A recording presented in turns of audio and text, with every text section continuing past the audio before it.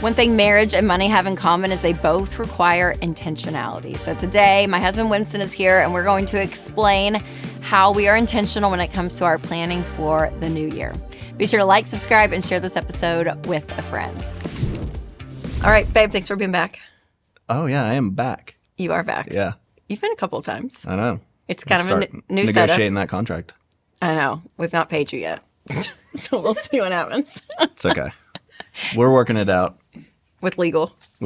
Yeah. My agent. Mm-hmm. Thanks for having me back, though. That means I did something. You did do something. At least neutral. And they liked you, the people. Yeah. It's good.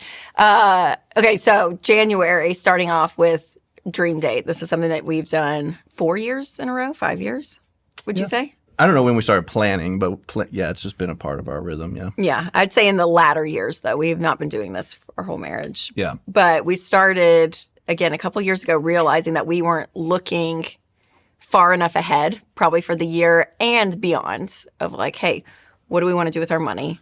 What do we want to do with our schedules, our time, and all of it? We were kind of like month to month, week to week versus day by day. Day by day. Probably because we were having babies and surviving. Yeah. And we can actually breathe. We're and we're like about 5 years from now. I know. So we decided, okay, we kind of started off the dream date, started off with just dreaming. Remember that? We went to dinner downtown, and we like got out a sheet of paper and just started like writing down. Long term. Big goals, yep. Yeah. From travel, the pool came out of this. They weren't even goals. They were just like they were just dreams. Like, what would be fun or out of the box or crazy or whatever. Like, yes, yep. And then they started to become a little more like formalized and like things that we want short term, long term. Yep. Yeah. Being able to prioritize the list to say, okay, what's actually realistic or what parts of this could we actually do? Yeah. So that was kind of the beginning. So it was very casual. And then now, fast forward probably 5 years, now we kind of have a system in place. So when we meet, we usually do breakfast or lunch in January to look ahead, and you usually bring your computer. Because dinner's a little too ridiculous to bring a computer to, so it's a little more like casual. Yes, yeah. Bring a writing utensil. You don't really do that at dinner. Yeah. You know? Yeah. It ruins the vibe. the glass so yeah, wine, breakfast, lunch. And this is what we do. I guess you could do anything. Yeah, but this is us. This is what we've started doing. And then we first look back on the year, and we look at every dollar and look at that, because every transaction that we do, from like moving money from our checking to our savings to our giving to literally every like grocery transaction. I mean, every single transaction that comes out of our account. Isn't that crazy? Pretty convicting. It's tracked. Because it breaks it into percentages of like, here's how much you're saving. Yeah. Here's the percentage of income you spent. And yes. It's very...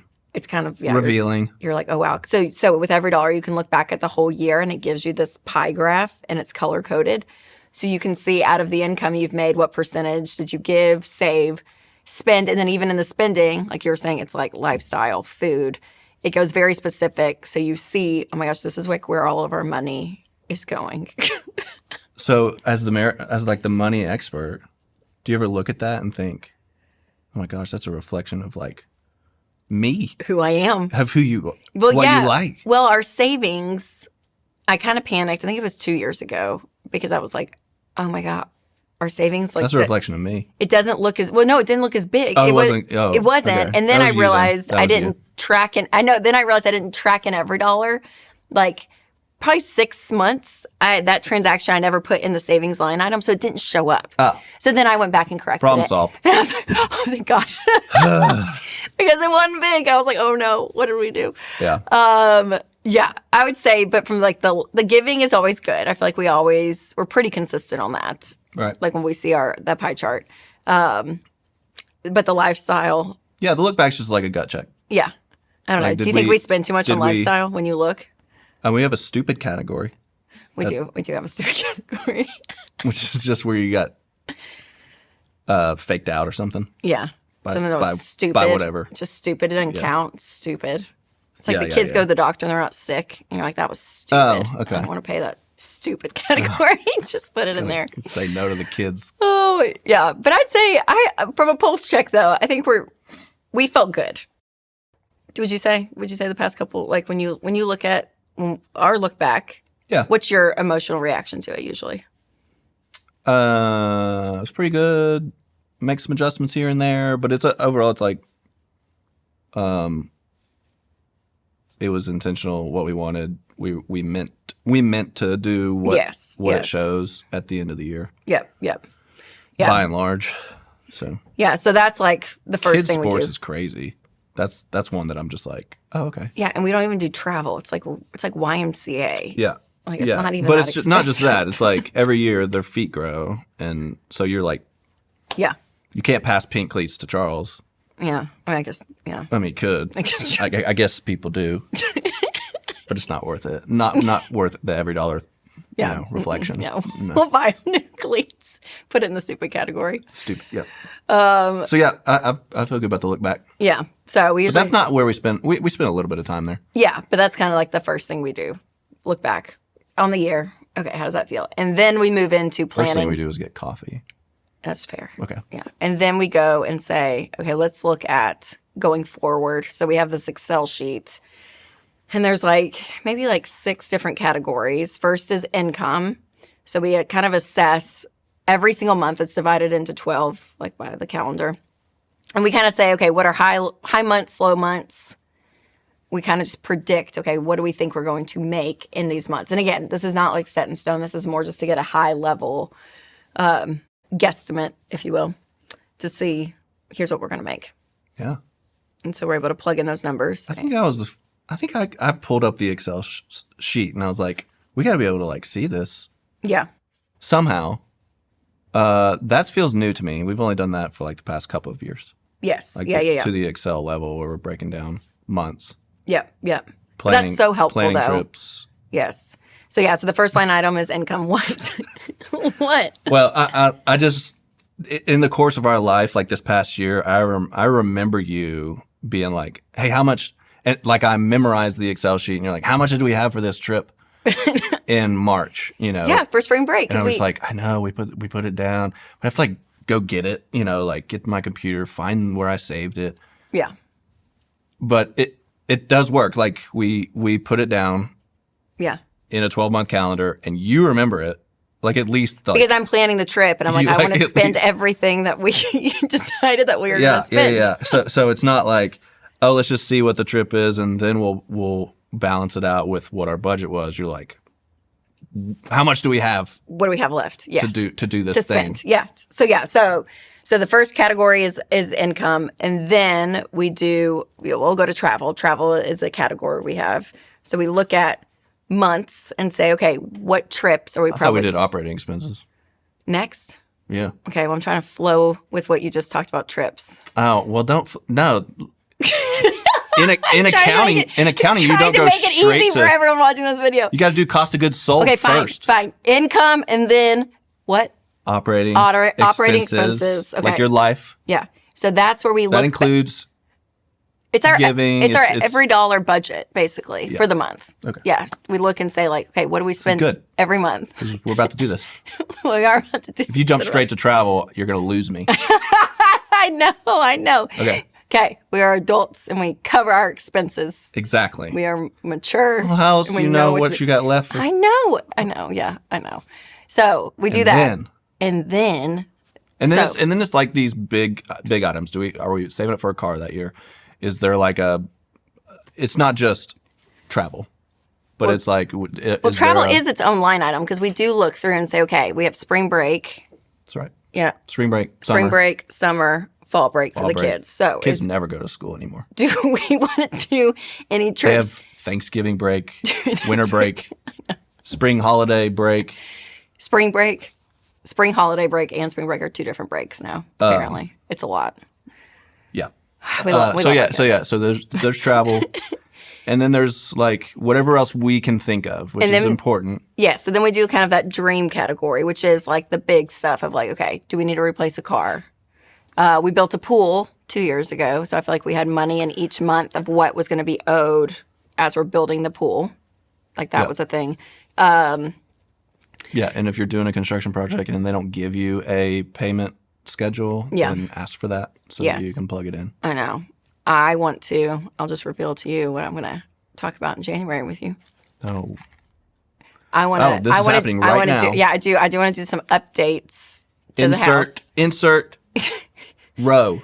Yeah, insert row. No, it'll be in the stream row. Oh. But update some furnishings in our house because it's been like 5 years and our couches are just kind of sad now. 6 years. 6 years, yeah. The couches are kind of sad. I don't know. There's a couple of furniture pieces I think I want to replace. Okay. Yeah. Mm-hmm. And the playroom, the kids' playroom needs. It's been used. It has been loved. It's been loved, and it needs another little love. So that's going to be in our category for 2026. Okay, great. We'll figure out what month we can do that. Yeah, furniture. Insert furniture. So we got that. Okay, giving. That's another line item. So above our tithe, what we do month to month, we change this up. We've done years where we like give to specific organizations. Mm-hmm. So we'll like talk about that.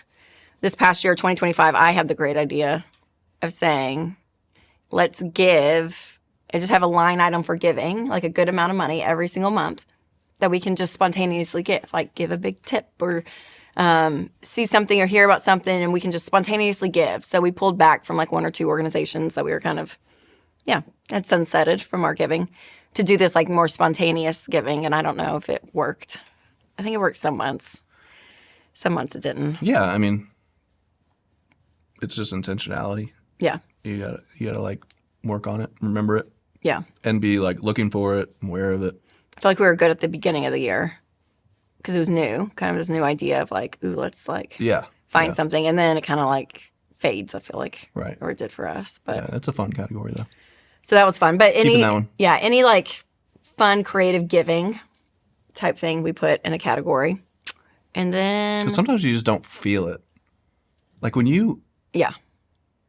Just write a check or go online now and like give to your organization, you get an email receipt.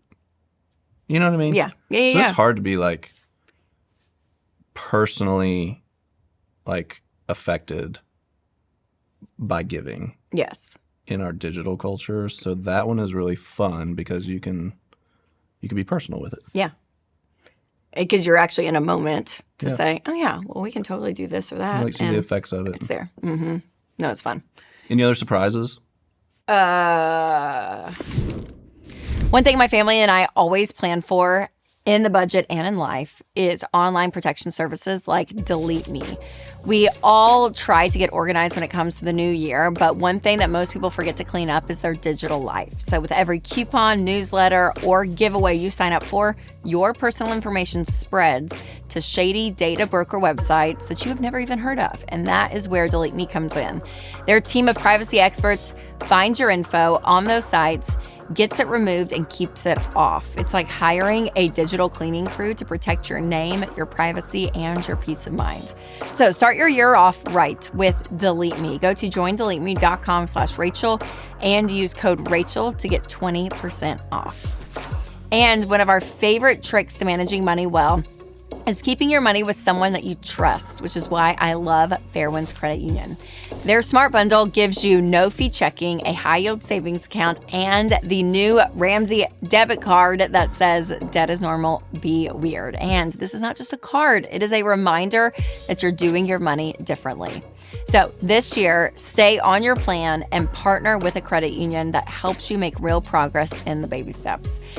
Visit fairwinds.org/Ramsey to open your Smart Bundle today. That's fairwinds.org/Ramsey. I will say our van was our 5-year car, and she's going on 6 years, but I'm content with her. All right.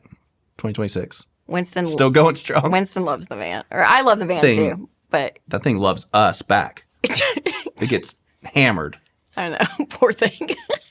And I don't want to put another car through that right now. I know. Not worth it. Don't mess with that relationship. Yeah.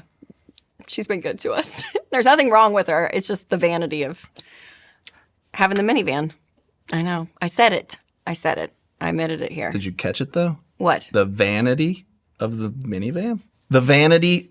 Oh, van. Oh, good job. Thanks. Jeez. So on purpose. Thought you would have picked up on that dad joke a little more. No. Quick. Okay, what else? You got those covered. Then what? Okay, and then the last line item for us, and again, you create your own, but this is ours, real estate. We have for flipping houses. We have one rental, And then I do some side flipping. Yeah. So every month we put with a friend. We put It's money a little away. more affordable that way. That's fair. 50-50 split. Yeah, and that's its own thing because you're buying a property, putting money into a property, selling property, the money comes back. So it's just, right. That one gets complicated. It's difficult to track. Yeah, but we do. Especially in this market. But we put it out there to say this is how much we want to invest towards flipping, hopefully to make money when you sell it. Yeah. So that is one. That was a category for us. But you could have, that could be whatever side business you have. If you have a side hustle, how much money do you want to put towards it? Yes. And I also bring the income back into it as well that I'm hoping for as the year rolls on. Yep. Hopefully like around spring break. Why? To make some money to pay for it. Because you're like, how much was that one? How much was that one? I know. Kidding. But yeah, that's like, I think those are all the categories in the Excel date. And then date breakfast. Long term? Oh yeah. And then we still dream. And then we will take a moment just to say, okay, what's like big things in the next 3 to 5 years? What would we want to do? Right. Yeah. And I think if you're not asleep by now, which I hope you're not, but it can be real tactical and like a financial planning meeting with a writing utensil and Excel sheets and all that stuff. But I like the dreaming part because that's the part that it reveals kind of like the desires of each of us. Yeah. And I get to see you. Mm-hmm. You know, it's not just money, but it's like, what do you really want? And because you want or dream or desire that thing 10 years from now, then it reveals, a part about you that would give you something. And I'm like, whoa, what is that? Yeah. What does that give you? And why does that feel good or whatever? Yep. Or if you're scared about something or you don't feel like we're doing this well, or like there's a connection piece that is the umbrella for this whole breakfast, lunch, brunch thing. Yes. In January, that is the reason I like to do it. Mm-hmm. I like having a plan, but a plan with connection is even better. Yeah, and that's what the thing is. Just be like, where are we? Where are you? Yes, totally. Well, because you end up talking about life through it all, anyways. Of like, okay, I mean, and everything Charles from like can't have pink shoes or what, yes. Or you want to save up. You may want to retire with a second home or something. Right. And I'm like, where did that come from? I didn't know that. Yep. Let's talk about that. What do we want to do? Yeah. Is that what you want to do for when the kids are gone? And then you start to be like, you start to learn things about each other. Yes, totally. That are helpful, that you just don't talk about day to day. No. So that's why this is super beneficial. Yes, and giving the space for it, because we always talk about how money, it's, the number, to your point, it's like the numbers and the percentages and all of that. But it is so emotional because it so reveals how we want to live life, right? And so as a couple, to sit down to, being intentional and planning is very helpful from a logistical standpoint, but also to your point, the emotional connection, the conversations that come out of it. You're just like, oh my gosh, okay, I didn't realize this or that, or I want to do that too. Ooh, that does sound fun. And it adds energy and excitement to the future because you need money in order to do things in life. Not all things, but a lot of things. And so being able to be in unison and see that together is really big. Do you feel like a lot of couples ask, like, if you're on opposite pages on something, like how you come to agreement if there's something that you're like really disagree on? And I'm trying to think if there's anything that's come up that we like fully, if there was like a hard stop. I don't think there's been like a specific example, but what would you say to couples? I don't think it has to be that extreme. I think most people are gonna come at this from two different family of origins, two different personality types, two different tendencies, two different ways to see money. And so like our pattern is, let's take a spring break trip and you throw out a number and I throw out a number. If we put a number down and we tore off the piece of paper and folded it up, put it in a jar, I think we would all know which one, like our kids would know who put that one, who put this one, because it's a larger number to travel. Mine's just going to be like, I'm good. Like I'm good. Let's just go to Gatlinburg and get a Holiday Inn. Yeah. And put the kids in some chlorine, and they're going to love it. And we'll just get creative, make some stuff up. Yes. And so our low maintenance man. So those conversations are real, where you're going to be like, hey, for this, I want to go do this thing. And it's going to be big, and you're going to plan it all out, and we're going to, should we get first class because we have these credits from American from last year's whatever, and you're just our like trips, and we have all these credits. We did have that conversation. I already know. See, I'm giving you should we use it your script. Upgrade? This is it. So this happens, and then what I would say though, there is a solution that I'm making this up. That's great. For me, yes, go tell us. Bringing like my heart and my honesty to the table. Why am I feeling so like insecure about spending money that would be budgeted on an Excel sheet at brunch at the first of the year?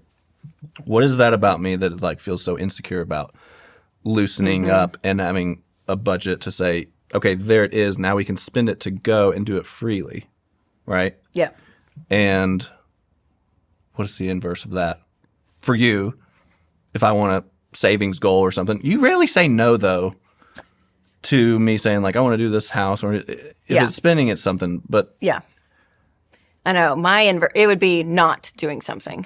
It would be less about like, because at least saving for me, there's some kind of movement forward, which is exciting to me. That's energizing. Even if it is saving, I'm like, oh, well, at least we're like doing this. It would be like, we're too busy. We're not going to do. We're just not going to go. Yeah, that would be like.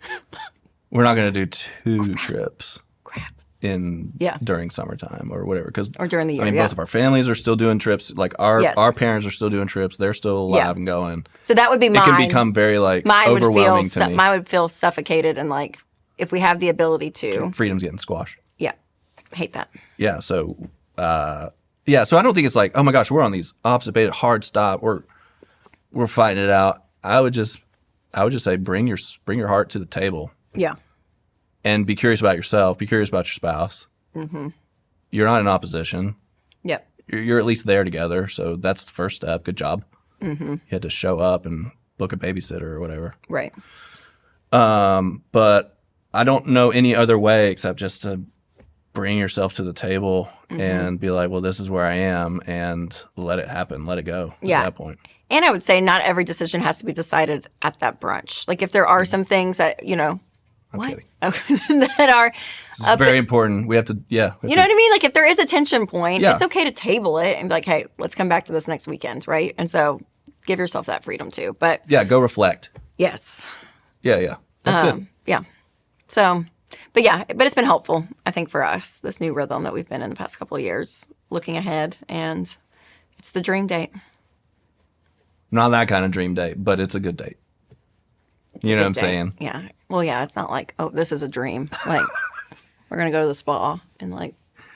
Dreaming. Dreaming date. That's a good way of putting it. Make it a verb. That's right. So good. Well. Thanks for having me back. Yeah. Thanks for coming back. Talking Excel and your heart and connection. That's what we love. Okay, so Winston and I talked about, again, when we look back at the past year, kind of where we were at, looking ahead for the next year and planning, and then just dreaming in general. Like, let's talk about when the kids are in high school. What does life look like? So just having fun with those conversations. So those are great ways to kind of plan out if you and your spouse are going to sit down together, or just even yourself to say, hey, let's plan out the year.